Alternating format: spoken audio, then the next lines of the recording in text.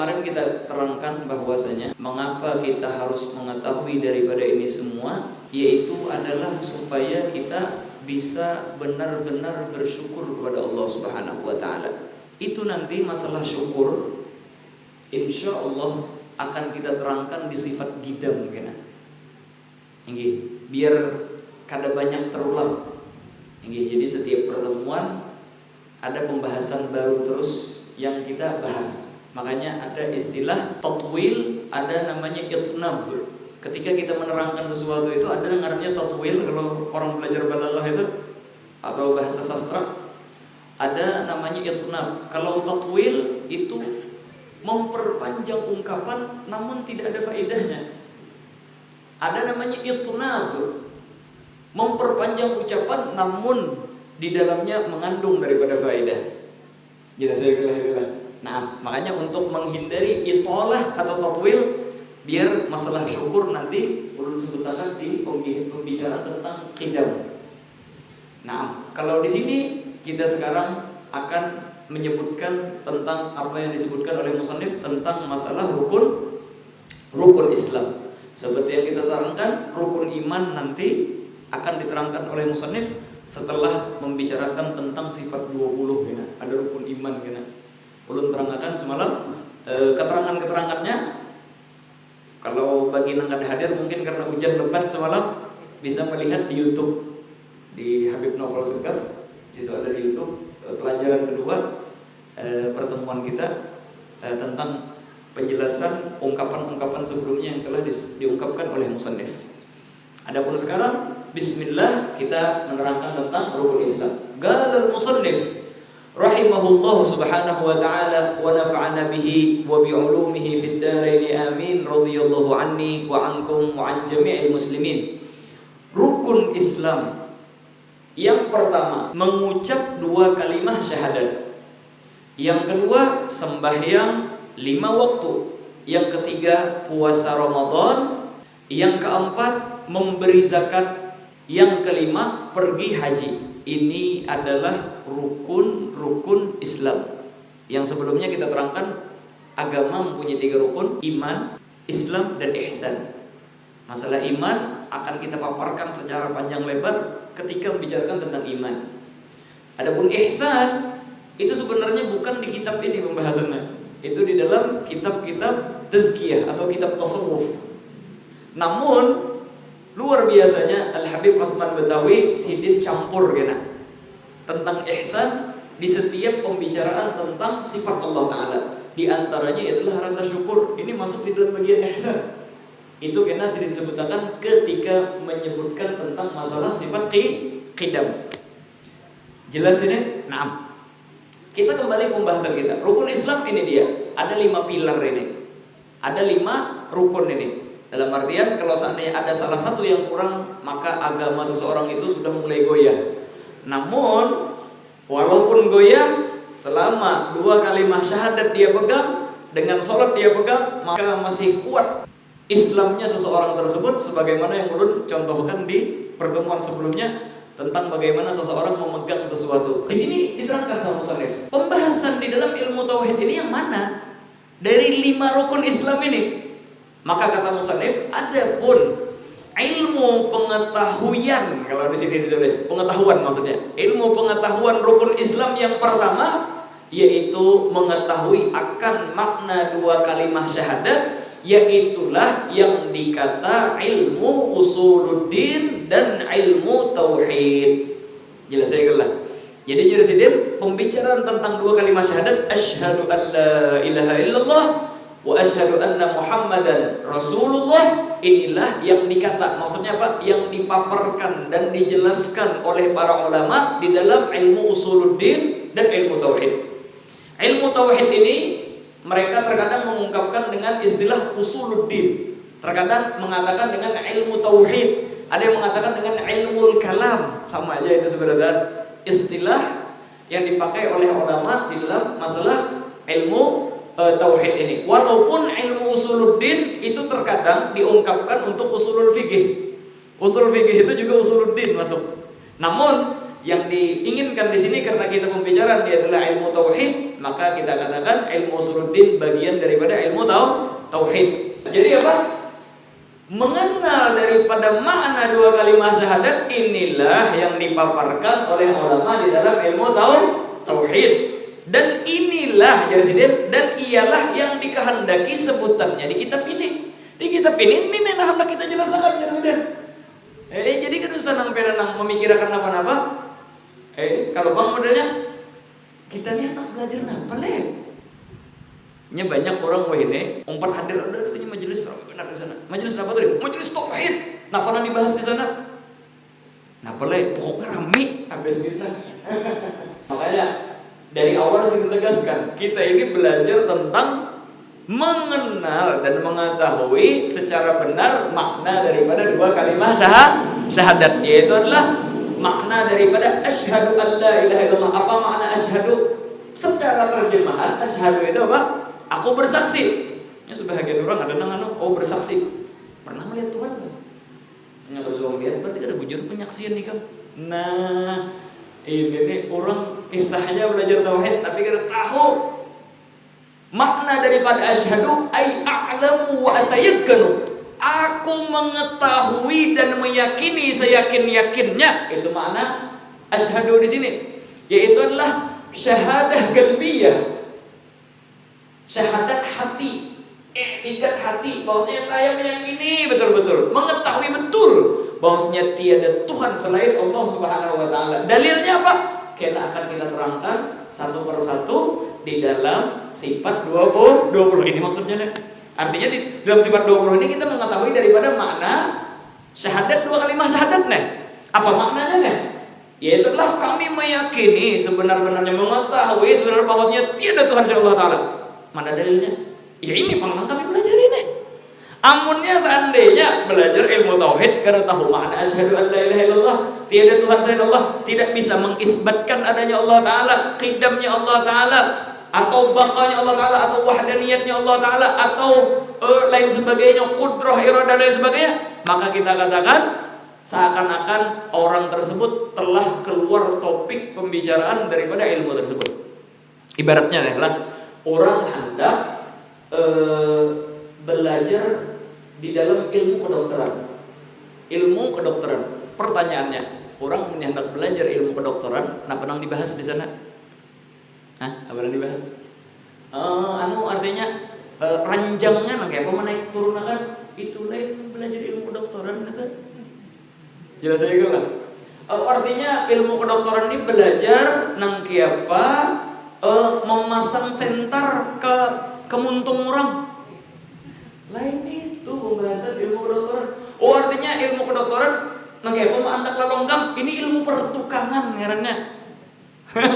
Ilmu pertukangan, lain ilmu kedokteran.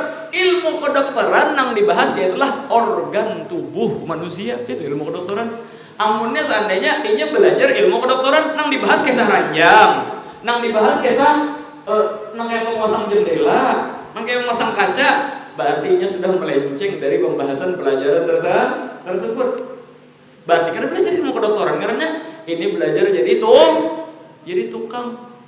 Anak belajar jadi dokter harus hanya memberabak mesin. Kayak pemanak piston artinya. Nang kayak pemanak busi, nang kayak mencocokkan busi dan kuil, nang kayak menyetel ini banyu radiator. Ini hendak jadi montir. Lain dong, dokter. Jelas saya lah. Makanya kita hendak mengetahui, hendak mempelajari sesuatu penting. Nah, hendak kita pelajari itu supaya jangan keluar daripada pembahasan. Amunnya kata ya nang luput, nggak tahu pembahasan. Nah, apa sih definisi daripada ilmu tauhid? Definisi daripada ilmu tauhid adalah apa? Ifradul ma'bud bil ibadah ma'atigadi wahdatihi wa tasdiqi biha dzatan wa sifatin wa af'alan. Itulah kita memang benar-benar mengesahkan Allah Subhanahu wa taala, menjauhkan Allah taala daripada persekutuan sama sekali, dan kita mengiktikadkannya dan meyakininya betul-betul bahwasanya Allah taala memang benar benar-benar dan betul-betul esa maupun di dalam zatnya. Kada zat yang menyamai zat Allah Ta'ala. Zat Allah Ta'ala tidak terbentuk dari beberapa bagian. Ini diantara makna tauhid nih. Yaitulah kita mengatakan bahwa Allah Ta'ala esa. Apa maksud esa? Di dalam zatnya tidak terbentuk dari beberapa bagian. Gimana kayak kita kan ada tangan, ada jantung, ada paru-paru, ada dada, ada kepala, ada rambut. Ini kita ini terbentuk daripada beberapa bagian. Allah Ta'ala esa daripada itu semua. Tidak terbentuk daripada beberapa bagian. Yang kedua, kita mengesahkan Allah Ta'ala bahwasanya tidak ada zat yang sama seperti zat Allah Ta'ala. Kalau bang modalnya ada artinya zat yang sama Allah Ta'ala, makhluknya artinya yang sama dengan Allah Ta'ala. Kadada nangaran makhluk nangarannya Allah Ta'ala, yaitulah Allah Ta'ala. Kadada yang sama sekali dengan Allah Subhanahu Wa Ta'ala. Kena akan belum terangkan bagaimana kita mengesahkan ini. Dalil Al-Qurannya yang kayak apa, dalil aklinya kayak apa, insya Allah akan kita terangkan. Buat biar aja dulu mau pertamanya ke Pak. Mau berarti Habibnya kesini kesana kesini kedopat dulu awal-awal. Jadi kita zatnya Allah Ta'ala kita asakan daripada sekutu. Dan bahkan zat Allah Ta'ala tidak terbentuk daripada beberapa bagian. Terus lagi sifatnya Allah Ta'ala berbeda dari yang lain. Apa misalnya Allah Ta'ala maha penyayang, maka walaupun makhluk ada yang penyayang, maka penyayang makhluk itu dan penyayang Allah Ta'ala berbeda makna. Secara lafaz sama, tapi hakikatnya berbeda. Ulun kan bisa jauh-jauh lah memberikan contoh seperti aja. Rasa takut kita kepada makhluk dan rasa takut kita kepada Allah Ta'ala belain sudah. Rasa takut kita kepada makhluk menyebabkan kita menjauh. Kita hutan non singa, akan kemana non singa? Berjauh kita, buka tuh bang. Kutan lawan ular, buka ke ular, ada hakon. Kutan lawan apa aja, onnya lawan makhluk, kita berjauh. Tapi kalau rasa takut kita pada Allah Ta'ala malah menyebabkan kedekatan kita dengan Allah Ta'ala. Ayo Bian, hanya rasa takut saja. Belum lagi Rahman, Rahim dan lain sebagainya daripada sifat Allah. Jauh benar berbeda. Walaupun kata-katanya sama aja. Ayo bah. Wa af'alan. Perbuatan Allah Ta'ala pun berbeda dengan perbuatan makhluk. Belum beri contoh sebutin kan. Kita bisa menciptakan sesuatu? Iya, bisa menciptakan sesuatu. Kita bola rumah, kita bola kipas angin, kita bola mobil, kita bola ini, bola itu. Tapi pertanyaannya, adakah di sini nang kawam mau olah makhluk hidup? Makanya juru Allah Ta'ala apa dalam Al-Quran itu? Innallaha la yastahi an yadriba masalan ma ba'udatan fama fawqaha. Allah Ta'ala itu ketika memberikan perumpamaan di dalam Al-Quran, jangankan manusia, langit bumi, ketika memberikan perumpamaan seekor nyamuk aja kada sopan Allah Ta'ala. Karena apa? Nang kayak apa aja canggihnya alat, nang kayak apa aja tingginya pendidikan seseorang, kada ada kawannya bola nyamuk, siapa aja? Ayo siapa nang kau bola? Ini bola nyamuk aja kan sekolah manusia. Bola nyamuk. Ayo siapa nang harap kisahnya? Profesor insinyur nang kisah. Oh, saya ini pendidikan tinggi. Kalian siapa? Waduh. Bola nyamuk bang, ayo bang. Kisah harap benar. Makanya kita itu kada dari sifat sombong jadinya. Karena kita tahu lemah benar kita nih. Disuruh orang bola nyamuk aja kada kawa. Subhanallah, biarlah nyamuk tuh halus dulu nih. Biar namanya teliti nyamuk itu luar biasa. Nang kayak apa jantung nyamuk tuh enggak kan? Kalau bayang. Jantung nyamuk tuh enggak, Pak. Makanya Allah Ta'ala ini luar biasa. Kada ada satupun yang menandingi perbuatan Allah Ta'ala. Dan paling luar biasa, sampai kapanpun, sampai akhir zaman, sampai hari kiamat, kada ada nang kawa menyamai perbuatan Allah Ta'ala ini fil ijad minal adam, menjadikan sesuatu menjadi ada dari ketiadaan. Jelas saya kalau inilah. Itu deh. Makanya innallaha la yastahi ayyadriba masalan ma ba'udatan fama fawqaha. Makanya Al-Qur'an itu kalau kita renungi satu persatu ayat luar biasa. Kita kenal bahwasanya kita ini ya Allah, karena banyak. Ini nih makna man arafa nafsahu faqad arafa rabbah. Siapa yang tahu bahwasanya lemah, ya Allah bolah nyamuk aja kada kawa. Kayak sampai apa iyanya? Belum lagi kemana-mana membawa kotoran di parut. Di sini nah. Nang kayak apa aja bungasnya? Nang kayak apa aja pintarnya?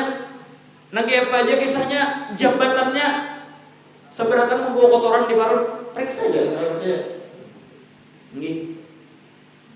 Ayo seandainya itulah Allah Ta'ala bukakan hijab kita ini kalau melihat isi parut kurangnya, kada terlihat lagi kira-kira. Nambungas-bungas kada terlihat lagi sudah. Subhanallah, jangankan isi parut kita dilihatkanlah, kita buang air besar aja menutup rapat-rapat WC tadi, kamar mandi tadi. Amunnya seandainya ada orang di luar, bagaimana? Kami nak kedengaran orang bunyi, hanya bunyinya jakutan benar aja. Subhanallah. Ini Allah Ta'ala hebat, luar biasanya. Makanya di antara nikmat terbesar itulah nikmatus satr, subhanallah, nikmat Allah Ta'ala menutupi kekurangan kita. Kekurangan banyak benar kita ini. Nang kada terhitung lagi sudah. Wala haula wala quwata illa billahil aliyil azim. Ulun kada panjang lebar membahas tentang ini. Yang penting bukan biar tahu inilah definisi daripada ilmu tauhid. Pembahasannya apa? Yaitulah untuk mengetahui daripada makna kalimat syahadat. Sebenarnya kalau kita mau mendetail lagi, pembahasan ilmu tauhid yaitulah zatuhu subhanahu wa ta'ala min haitsu ma yajibu lahu wa ma yastahiu alaih wa ma yajuzu. Yaitulah zatnya Allah Ta'ala. Apa yang wajib bagi Allah Ta'ala, apa yang mustahil bagi Allah Ta'ala, dan apa yang jaiz dan mungkin bagi Allah Ta'ala. Wa zatur rusul, dan zat para rasul juga seperti itu, min haitsu ma yajib wa ma yastahil wa ma huwa jaizun alaihim. Yang wajib, mustahil, dan yang jaiz bagi mereka. Dan yang terakhir yaitu adalah as-sam'iyyat. As-sam'iyyat ialah sesuatu yang kita cuma bisa mengetahuinya melewati apa yang pernah kita dengar daripada lisan Nabi Muhammad sallallahu alaihi wasallam wa baraka alaihi wa ala alihi. Jelas saya kalau inilah daripada mengetiketkan itu. Makanya jargon ulama, inti daripada ilmu tauhid kembali ke tiga pembahasan. Yang pertama uluhiyat, tentang ketuhanan. Yang kedua an-nubuwat, tentang kenabian. Yang ketiga yaitu as-sam'iyat, tentang hal-hal yang ghaib, yang tidak terlihat dengan kasat mata, sehingga kita tidak tahu kecuali sesuai dengan apa yang pernah kita dengar daripada Nabi Muhammad sallallahu alaihi wasallam wa baraka alaihi wa ala alihi. Mbah kita nih hidup di dunia nih, karena tahu habis meninggal nih kemana? Kemana kita meninggal? Kalau seandainya tidak ada khabar dari Nabi SAW bahwasanya kita meninggal bakalan menemui nengar alam barzakh. Kita tahu kita alam barzakh itu kayak apa? Kalau kata Nabi SAW mengkhabarkan tentang hari kiamat kelak di padang mahsyar, kita melalui daripada sirat, kita melalui daripada hisab dan lain sebagainya, akhirnya surga dan neraka selama-lamanya atau sementara habis dipindah lagi. Maka kita kada tahu itu semua kecuali sesuai dengan apa yang dikhabarkan oleh Nabi SAW. Amunnya kada, ya nang seperti yang disebutkan, ya namanya lah jadinya. Kami ini mati kena berpindah dari satu dinasti ke dinasti yang lain. Bisa jadi raja, bisa jadi keturunan mahkota apa? Artinya berubah jadi mudah nih artinya lah. Di reinkarnasi akan datang, aku jadi keturunan raja di Hong Kong sana. Hah? Karena apa? Ini karena tahu. Makanya yang mengetahui tentang ahwal akhirat, akhir zaman, tentang barzakh dan lain sebagainya, itu tidak mengetahuinya kecuali orang-orang yang pernah belajar kitab-kitab samawiyat. Kitab-kitab samawiyat daripada Al-Quran, Zabur, Injil ataupun Taurat. Selain daripada itu, umumnya kada kitab itu kada tahu tentang akhirat ini. Karena cuma para anbiya yang tahu tentang kejadian itu. Amunnya kada ya mengarang, artinya kita amunnya kita berpindah dari alam suatu alam kuantum ke kuantum yang lain. Ini bukan nonton Avenger tahu kan.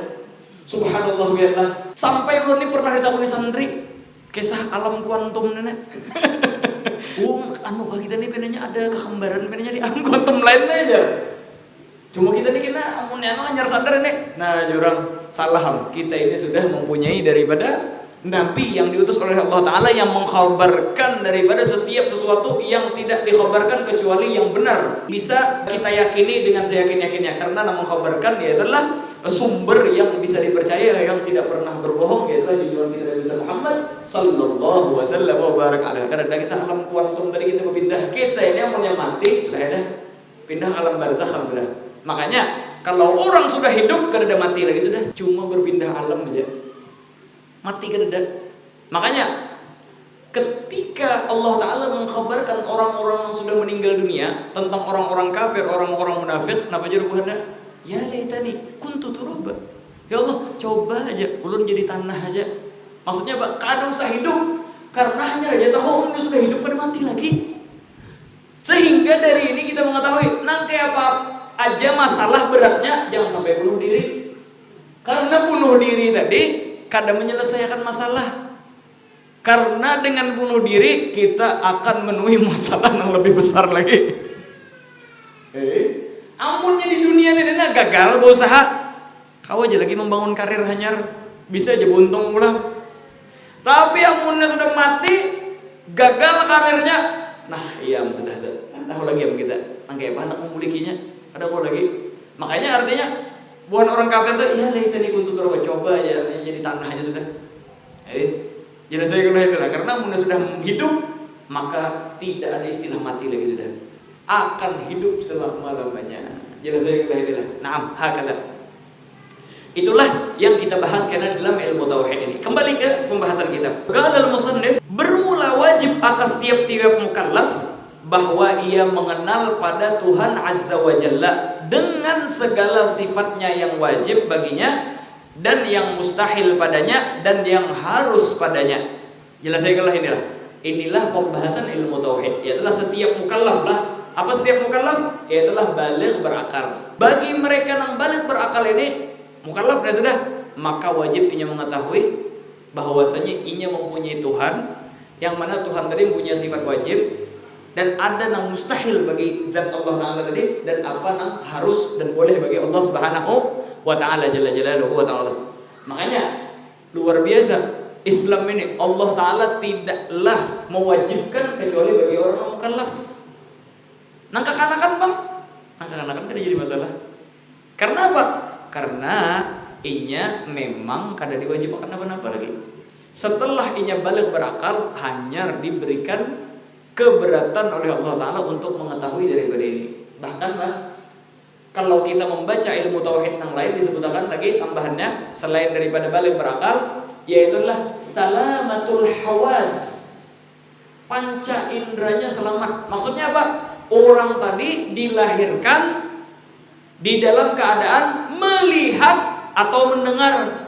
Melihat cukup sudah, atau mendengar cukup sudah. Tapi amunnya dilahirkan di dalam keadaan kadang melihat, kadang mendengar pulang, maka kada ada kewajiban bagi orang tadi. Jelas saya kelahirlah. Ada orang nasallallahu alaihi wasallam lahir, apa?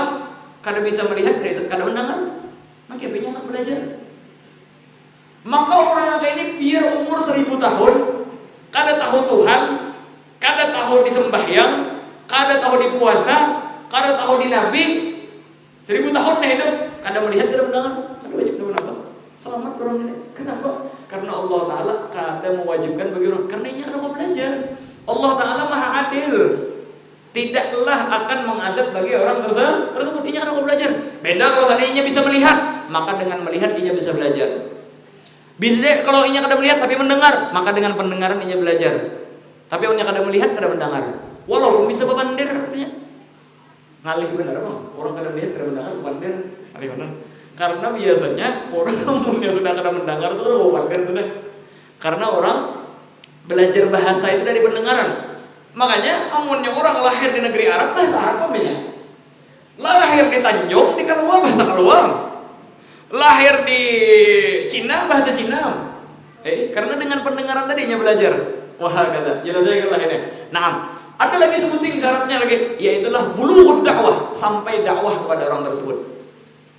Amunnya seandainya orang itu kada sampai dakwah masih, dalam artian apa? Hidup di Gunung Meratus sana, internet kada ada, orang yang berdakwah ke sana kada ada. Padahal setelah diutus Nabi Muhammad SAW, kada tahuinya Tuhan, kada tahuinya Nabi. Karena tahu kisah alam barzakh, meninggal, kada jadi masalah. Selamat orang itu.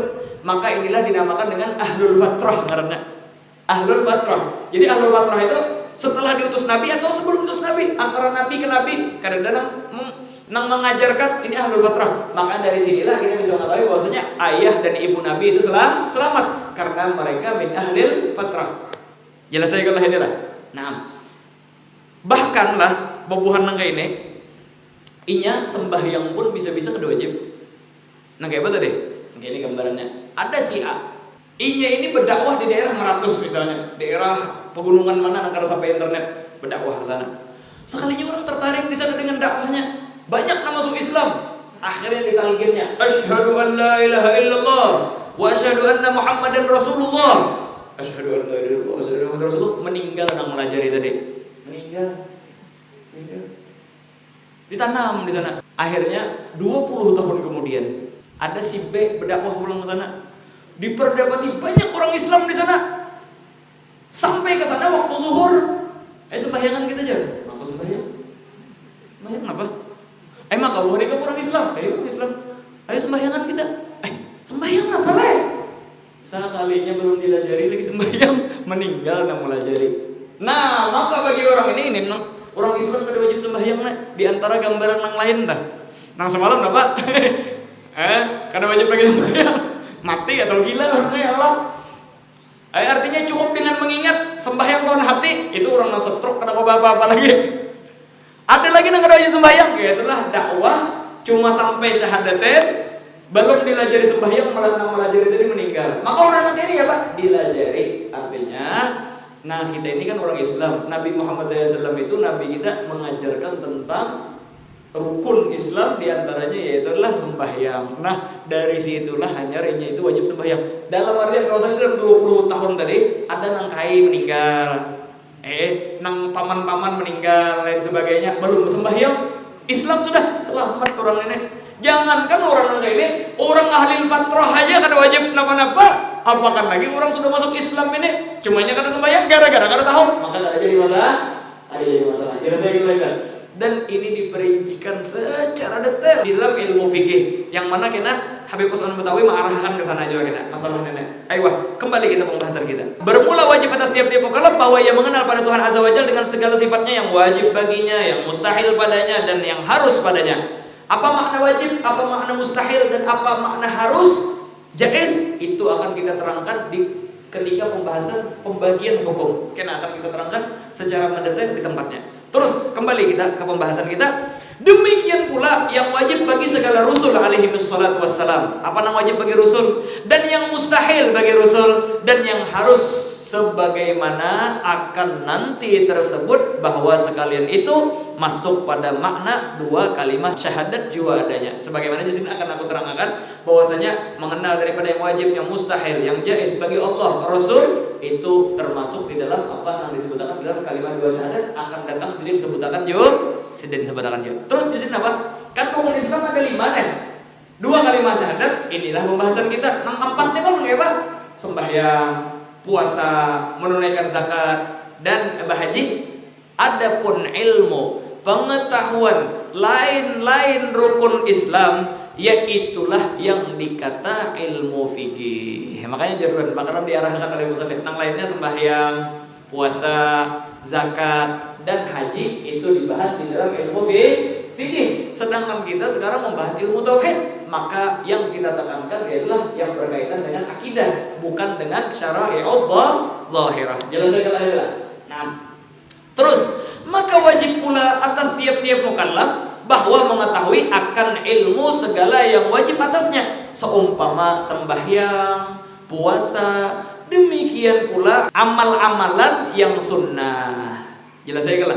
Jadi yang lain-lain tadi, yang wajib tadi kita wajib mengetahui, wajib belajar. Begitu juga amal-amal yang sunnah. Bahkan sebagian ulama ada yang keras nak ini. Mereka mengatakan di dalam bab hajar yang akan datang. Kalau bab fikih itu ada bab muamalah, bab hajar namanya. Jadi kita jual beli kalau dalam mazhab Syafi'i keras sedikit. Harus orang itu rasyid. Apa rasyid? Yaitulah muslihan li umuri dinih wa dunyah. Inya di dalam urusan agama dan urusan akhiratnya bagus. Subhanallah. Sebahagian dah. Tapi ujar al-Imam Ibn Abdus Salam jadi cukup muslihan li umuri dunia. Inya tahu tentang perkara dunianya aja sudah. Karena ini kan jual beli. Perkara dunia sudah punya harap dia masalah urusan dunia sudah ya sudah. Nah, terus lagi lah, atau segala amal yang hendak dikerjakan bahwa karena tiada sah beramal dengan jahil pada hukumnya. Jadi di sini apa? Jadi yang wajib kita wajib belajar, yang sunnah pun kita harus mempelajarinya, dan setiap nah hendak kita gawi. Kan kita ini ada amalan yang sehari-hari, kayak apa? Sembahyang. Ada amal itu yang setahun sekali kayak puasa. Maka nang kayak amalan puasa tuh, nang wajib, nang mana rukun itu wajib kita pelajari ketika hendak masuk bulan puasa kita. Hendak berhaji, maka ketika hendak berhaji harus tahunya yang mana yang wajib, yang mana yang mengifsad daripada hajinya, yang mana rukun, yang mana yang wajibatnya dan lain sebagainya. Jelas saya lah. Jadi sesuai dengan apa yang hendak digawinya. Makanya atau segala amal yang hendak dikerjakannya, termasuk jual beli, berdagang. Ketika hendak berdagang harus tahu ilmu berdagang. Ketika hendak berhutangan harus tahu ilmu berhutangan. Ketika kita hendak sewa menyewa harus tahu ilmu sewa menyewa. Ketika hendak gade menggade harus tahu ilmu gade menggade. Jelas saya kalian lah.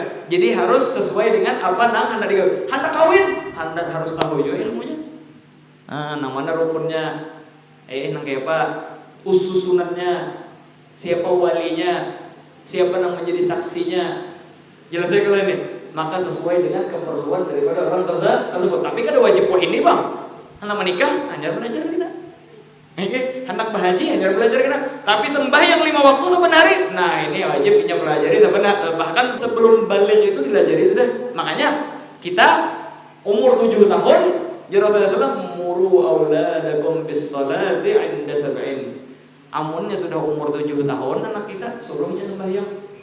Amunnya kita suruh sembahyang tadi, akhirnya ibu tahun kayak pacarannya sembahyang. Pelajari sembahyang. Jelas saya kan lah. Nah, terus amunnya mbak disuruh pinakar tapi masih juga imbano masih imbano kadang penting kita suruh dulu.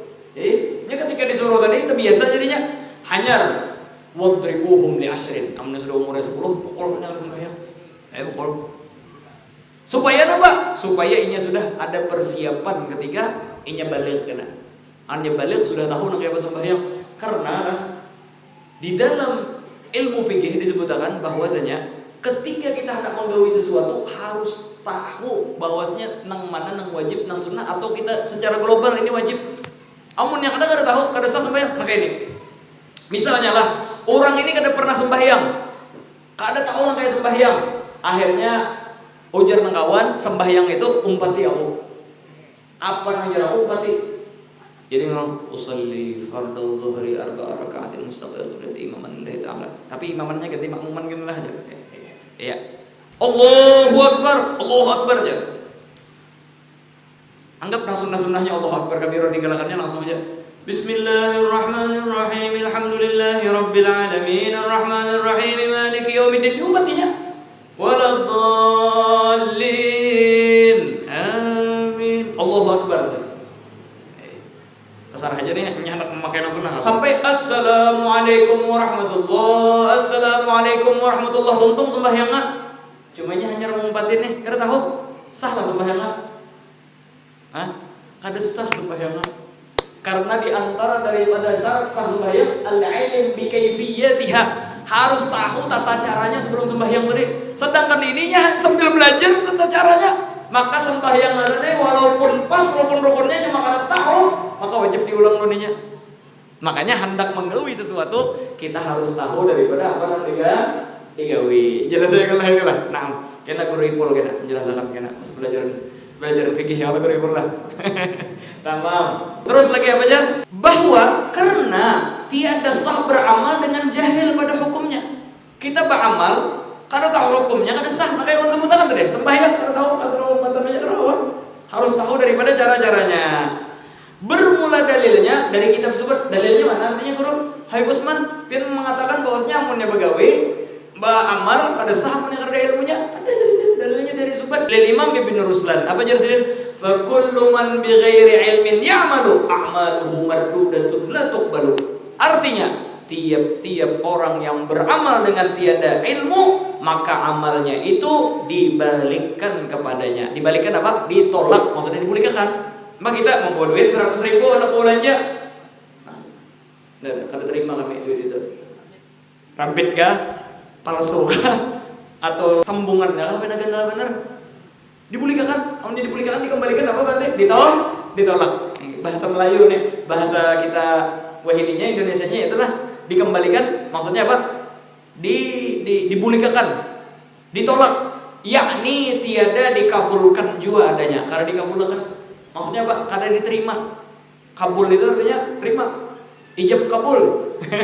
Mudah-mudahan ini ilmu bermanfaat bagi kita bisa mengamalkannya, kita bisa bawa pulang ke rumah anak-anak kita, dan diri kita bisa terbentengi imanannya, i'tikadnya daripada sesuatu yang mencampurinya, daripada sesuatu yang meragukannya. Amin ya rabbal alamin.